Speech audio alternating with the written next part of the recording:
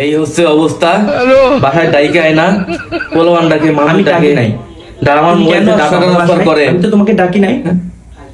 ফাইজলামি করো। এই ডিভোর্সি মহিলা, সর সর এখান থেকে সর। আমার বাথরুমে দাঁড়ায় তুমি কেন সর করছো? সর। পুরুষের বাচ্চা, জানোয়ারের বাচ্চা। মোবাইলটা মোবাইলটা নিয়ে আমার বাথরুমে শিশে তুমি কেন এগুলো করছো?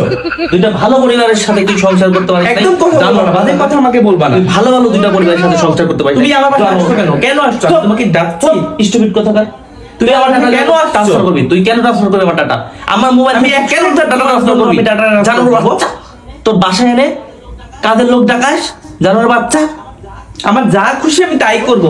তোর বাসায় আমি আসতে চাইছি, তুই তুই আমাকে কেন আমার বাসায়, তোর বাসায় আমাকে নিয়ে আসছিস?